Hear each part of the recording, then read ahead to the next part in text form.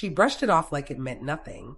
It's only one night, she murmured, fastening her earrings while avoiding my eyes. The same woman who used to cry when I went to bed angry was now treating my silence like static in the background. 8 years of marriage. Hannah, 34, effortlessly radiant, the kind of woman whose laughter once could light up storms. Now, it only appeared when her phone chimed. I stayed perched on the couch edge, shoes on, fists tight. Where are you headed? My voice sounded calm, maybe too calm. Out, she said, still scrolling. The girls' reunion? Yes, they're meeting after work. You wouldn't like it. It's just one night, she said again, almost like a charm meant to dull my instincts. But a quiet voice, long ignored, finally spoke. Then make this your last night here. Her head jerked up, confusion etched on her face. What? You heard me, I said, steady. If walking out that door matters more than the man sitting in this room, go. But don't come back pretending this is still home. For a heartbeat, the world paused. I saw it in her eyes. A flicker of guilt, a moment of calculation, and then the coldness that had been creeping in over the past year. She grabbed her purse. You're overreacting, she said. Maybe, I answered quietly. But I'm done being blind. When the door clicked shut behind her, it sounded almost like relief, a clean, definitive note. Silence filled the house, punctuated only by the refrigerator's hum. Peace replaced pain faster than I expected. I didn't reach for my phone. I didn't text or wait. I poured a drink, stepped into the backyard, and let the wind move through the trees. The house had never felt more honest.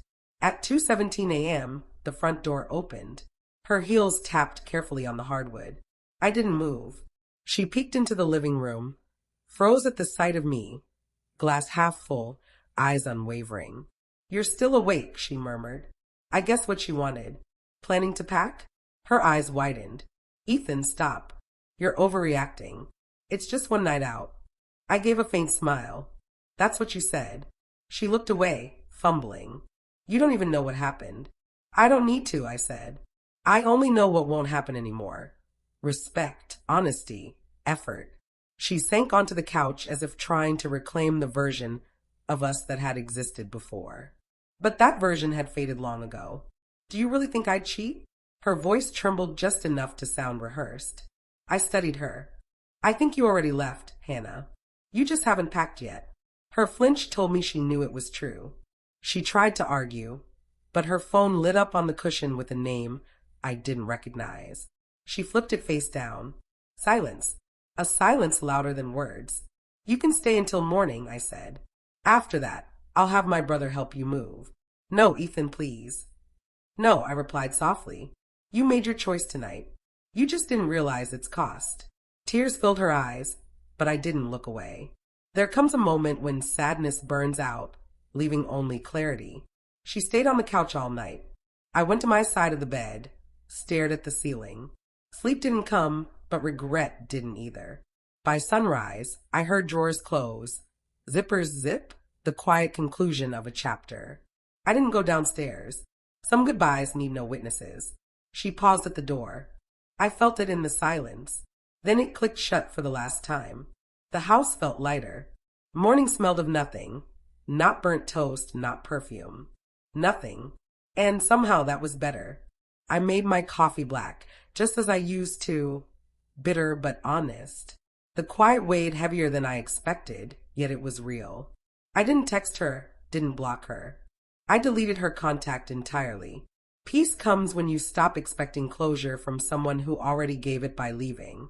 Later, my brother Adam came over. He glanced around our half-empty living room and nodded. You finally did it. Yeah, I said. Guess I did. He didn't ask for details. He knew me. Silence wasn't confusion, it was acceptance. Together, we carried her things to the driveway. Suitcases, boxes, fragments of a life that no longer fit here. When the last box left, Adam clapped my shoulder. You'll be fine, man. I already am, I said, meaning it. That evening, I drove to the coast. The sun bled into the horizon. Waves smashed against jagged rocks. I stepped out, let the wind hit my face, feeling the edge of an ending and a beginning at once. I thought about all the small moments, dinner she skipped, half smiles that never reached her eyes, constant glances at her phone. You don't lose someone in one night. You lose them piece by piece. And still, I felt relief, not anger. Finally, I didn't have to beg for love that should have been freely given.